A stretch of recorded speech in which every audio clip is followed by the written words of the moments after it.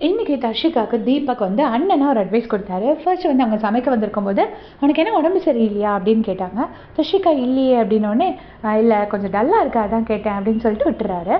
திரும்ப கொஞ்சம் நேரம் கழிச்சு, "தர்ஷிகா நீ இப்போல்லாம் வெளியே தெரியவே மாட்டேங்கிற, ஏன் அப்படி டல்லாக இருக்க?" அப்படின்னு கேட்குறாரு.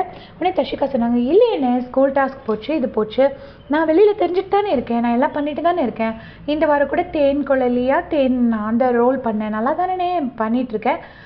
அப்போ இல்லை எனக்கு என்னவோ உனக்கு அந்த ஃபஸ்ட்டு 4 வீக்ஸ் 2 வீக்ஸில் இருந்த இம்பேக்ட் இப்போ இல்லாத மாதிரி தோணுது" அப்படின்னு சொல்கிறாரு. அதாவது இந்த கிரிஞ்ச் லவ் கண்டென்ட் பண்ணாத, உன்னோட கேம் பிளே வந்து அஃபெக்ட் ஆகுதுங்கிறது மாதிரி அவ்வளோ கிளியராக அழகாக அட்வைஸ் பண்ணுறாரு. உடனே தர்ஷிகா வந்துட்டு, அதுக்கேற்ற மாதிரி டாஸ்க் கொடுத்தா தானே, இந்த 2 டாஸ்கில் என்னென்ன பண்ண முடியும் அப்படின்னு சொல்லிடுறாங்க. சரி ஓகே எனக்கு தோணுதை சொன்னேம்மா அப்படின்னு சொல்லிட்டு அவரும் விட்டார். அவரும் முதல்ல யார்கிட்டையுமே ரொம்ப பர்சனலாக போக மாட்டார். எஸ்பெஷலி கேர்ள்ஸ் கிட்ட ஒரு டிஸ்டன்ஸ் மெயின்டைன் பண்ணுவார். ரொம்ப டீசெண்டாக பேசுகிற பொண்ணுங்க கிட்ட மட்டும் தான் அவர் பேசவே செய்வார். ஸோ அவர் அந்த மாதிரி அட்வைஸ் பண்ணார். தர்ஷிகாவுக்கு இன்னும் இது வந்து ஒரு நல்ல ஒரு வேக்கப் கால் மாதிரி தீபக் கொடுத்துருக்காரு. இப்போது எந்திரிக்கலைன்னா தர்ஷிகாவால் எந்திரிக்கவே முடியாது எனக்கு தெரிஞ்சு. அநேகமாக இந்த வீக்கெண்ட் அவங்க வெளியே வேறு போகிறதுக்கான வாய்ப்புகள் இருக்குது. நமக்கு தெரியல, சிங்கிள் எலிமினேஷனாக டபுள் எலிமினேஷனாக பொறுத்து தான் இருக்குது. சரி நம்ம பொறுத்திருந்து பார்க்கலாம். இதே மாதிரி பிக் பாஸ் அப்டேட் செஞ்சுக்கிறதுக்கு சேனல் சப்ஸ்கிரைப் பண்ணிக்கோங்க. தேங்க்ஸ் ஃபார் வாட்சிங்.